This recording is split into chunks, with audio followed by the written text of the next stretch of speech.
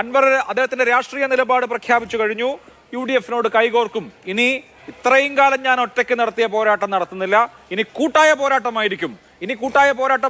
എന്ന് പറയുമ്പോൾ ഇപ്പോൾ LDF പുറംതള്ളിയ അല്ലെങ്കിൽ LDF-ൽ നിന്ന് പുറത്തുപോയ അൻവർ അവിടെയുമില്ല ഇവിടെയുമില്ല എന്നുള്ള നിലയിൽ നിൽക്കുകയായിരുന്നു. UDF-ൽ അദ്ദേഹം പൂർണ്ണ സ്വീകാര്യനായിരുന്നില്ല.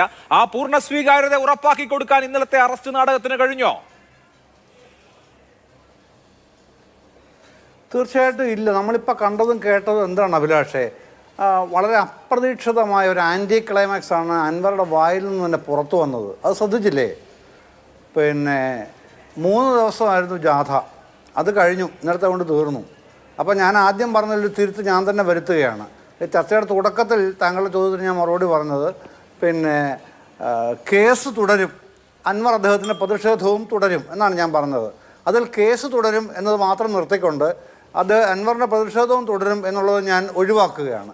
കാരണം അത് പറഞ്ഞത് അദ്ദേഹം തന്നെയാണ്. അതുകൊണ്ടാണ് ഞാൻ പറഞ്ഞത് അപ്രതീക്ഷിതമായ പൊടുന്നനെ ഉണ്ടായ ഒരു ആൻറ്റി ക്ലൈമാക്സ് അത് അദ്ദേഹം തന്നെയാണ് പറഞ്ഞത്. ഇന്ന് UDF-ൻ്റെ വിവിധ നേതാക്കൾ പിന്തുണ കൊടുത്തതിനെക്കുറിച്ചൊക്കെ പറഞ്ഞു, രണ്ടത്താണി ഉൾപ്പെടെ പറഞ്ഞു. പക്ഷേ ആ പിന്തുണയ്ക്കൊക്കെ ഇപ്പോൾ അദ്ദേഹം പുറത്തിറങ്ങി കഴിഞ്ഞപ്പോൾ അദ്ദേഹത്തിന് തന്നെ പിന്നെ അഭിപ്രായമായിട്ട് വരുന്നത് എന്താണ്? ആ സമരം കഴിഞ്ഞു, ഈ പ്രതിഷേധം കഴിഞ്ഞു. അതെങ്ങനെ കഴിഞ്ഞു? മണിയുടെ മരണം അത് കഴിഞ്ഞപ്പോൾ അതിനെതിരെയായിരുന്നല്ലോ പ്രതിഷേധം. അത് ഇന്നലെ അദ്ദേഹത്തിന്റെ അറസ്റ്റോടുകൂടി കഴിഞ്ഞു എന്ന് ഇന്ന് അദ്ദേഹം പറയുകയാണ്. വിഷയങ്ങളല്ലേ സർക്കാരിനെതിരെയുള്ള പോരാട്ടം എന്നുള്ളതാണ് സെൻട്രൽ ഇഷ്യൂ. അതിൽ അദ്ദേഹം പറയുന്നുണ്ടല്ലോ, പിണറായി വിജയന്റെ നിലപാടുകൾക്കെതിരെ, ഏകാധിപത്യത്തിനെതിരെ, ന്യൂനപക്ഷ വിരുദ്ധ സമീപനങ്ങൾക്കെതിരെ, ന്യൂനപക്ഷങ്ങളെ തകർക്കാനുള്ള ഗൂഢാലോചനക്കെതിരെ ഞാൻ പോരാടുന്നത് ഒറ്റയ്ക്കാവില്ല, UDF-നൊപ്പമായിരിക്കും, UDF-മായി കൈകോർത്തായിരിക്കും. അതുകൊണ്ടാണ് ഞാൻ നേരത്തെ ചോദിച്ചത്, പിണറായി വിജയനെതിരെയുള്ള പോരാട്ടത്തിന് അൻവറിനൊരു പ്ലാറ്റ്ഫോം കിട്ടിയിരിക്കുന്നു.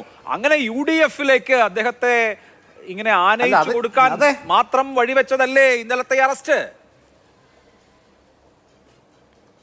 അല്ല, ഞാൻ അതുകൊണ്ടാണ് ഞാൻ അഭിലാഷെ പറഞ്ഞത്. അങ്ങനെയല്ല. ഈ പിന്നെ അൻവറിനെ സംബന്ധിച്ച് അറിയാത്ത രാഷ്ട്രീയ നേതാക്കൾ നിയമസഭയിൽ ആരുമില്ല. നന്നായിട്ട് അറിയുന്നവരാണ്.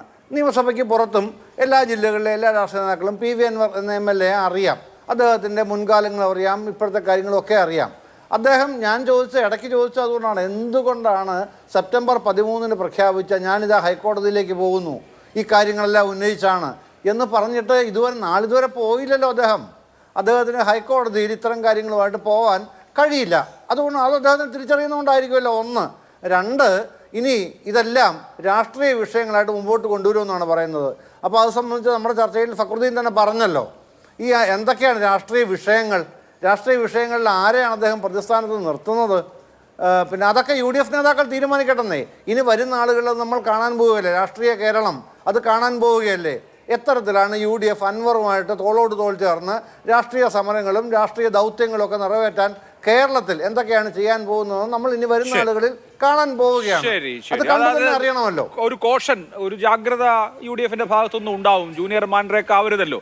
എന്തായിരിക്കും എന്നുള്ളത് നമ്മൾ കാത്തിരുന്ന് കാണാം. അതിൽ അൻവറിന്റെ ലൈൻ പ്രഖ്യാപിച്ചു, അത് ഞാൻ UDF-നൊപ്പം എന്നുള്ളതാണ്.